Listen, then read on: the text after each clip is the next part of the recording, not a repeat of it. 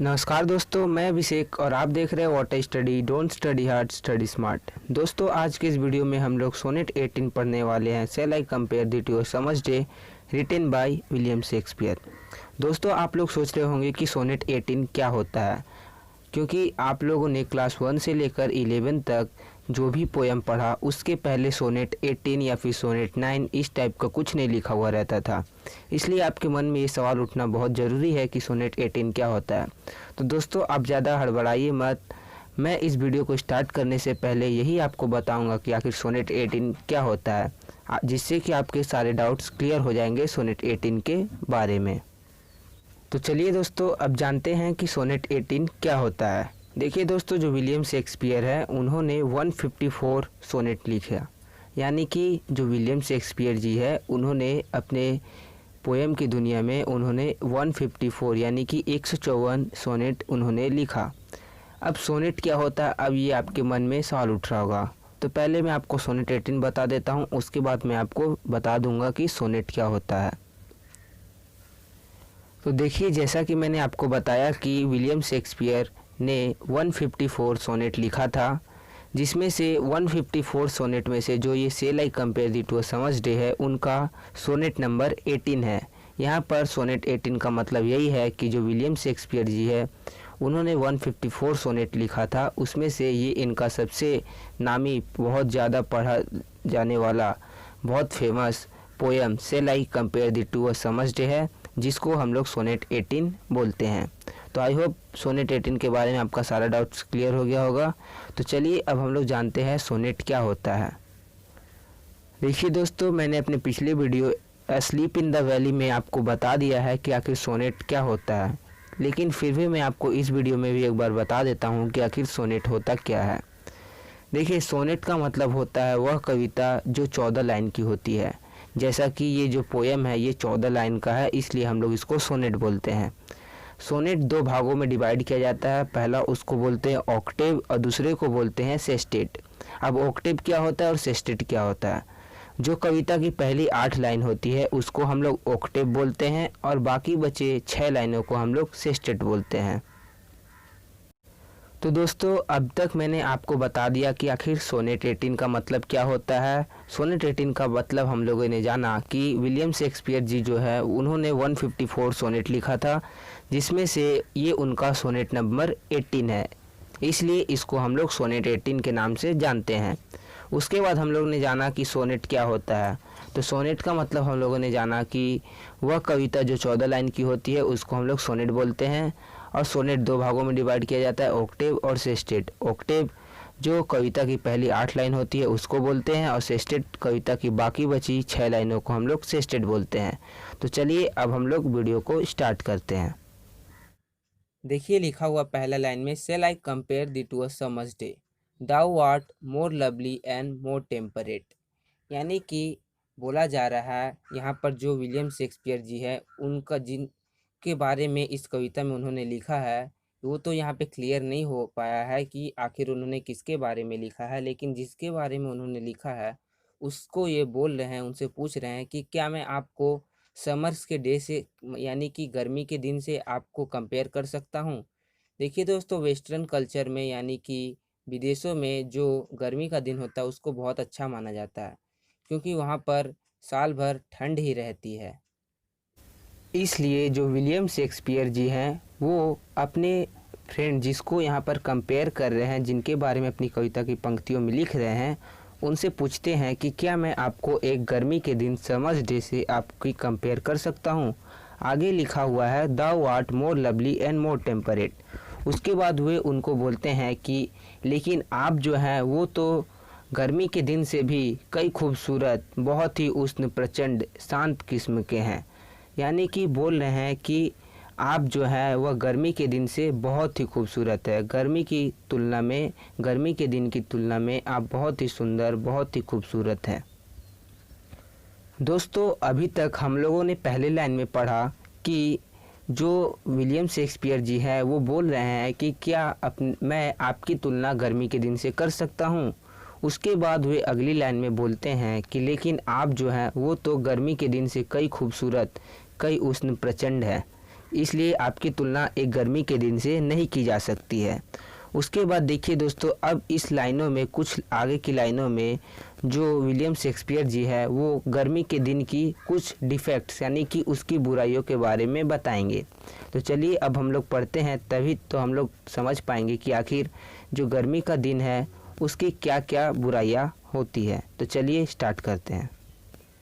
देखिए लिखा हुआ है, rough winds do shake the darling birds of May, यानी कि यहाँ पर डार्लिंग का मतलब है प्रिय, यानी कि बहुत ही प्यारी, यानी कि जो गर्मी का दिन का पहला बुराई बताया जा रहा है, यानी कि जो गर्मी के दिन में हवाएं होती है, रफ विंड्स, जो बहुत ही तेज़ हवाएं जो चलती है, वह डार्लिंग बर्ड्स यानी कि प्यारी प्यारी फूल की कलियों को उड़ा कर लेकर चली जाती है और उसको बड़ा होने नहीं देती है, यानी कि उसको ग्रो नहीं होने देती है।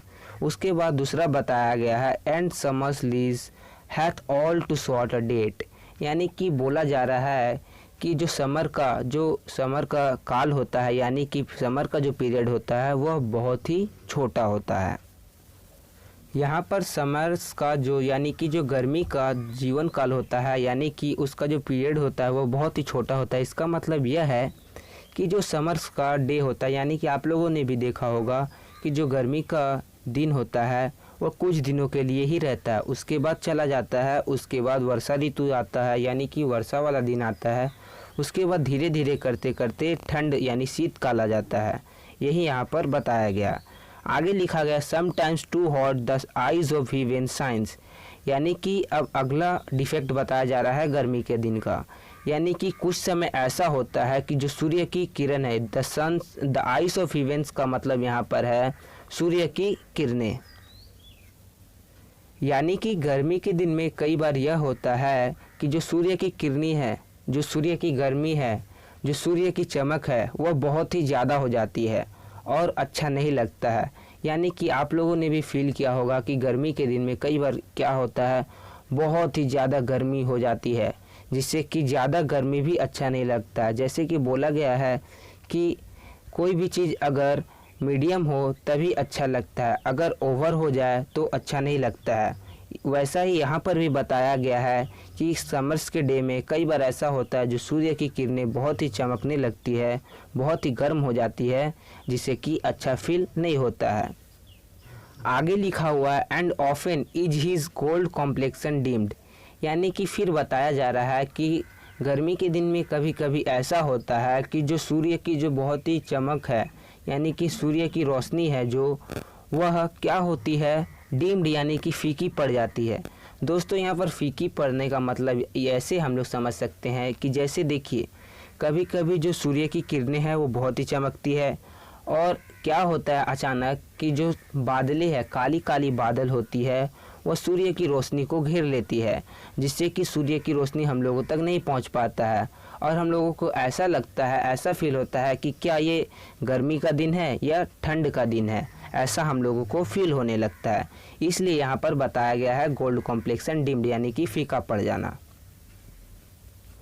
दोस्तों इस पैराग्राफ में हम लोगों ने पढ़ा कि जो समर्स होता है, जो गर्मी का दिन होता है, उसकी क्या क्या डिफेक्ट, क्या क्या बुराइयाँ होती है।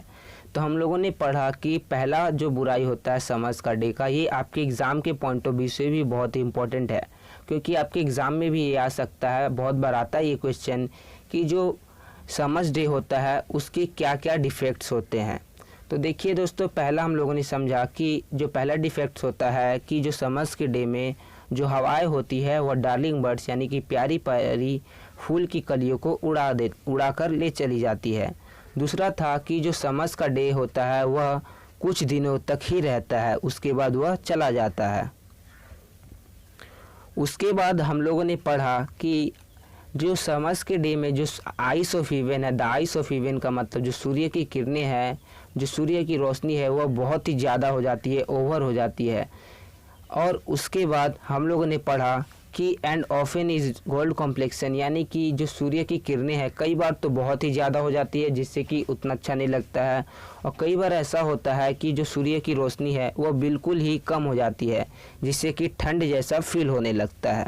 तो चलिए दोस्तों, अब हम लोग आगे की तरफ बढ़ते हैं और आगे देखते हैं कि आगे विलियम शेक्सपियर जी ने अपने सोनेट 18 में क्या बताया है।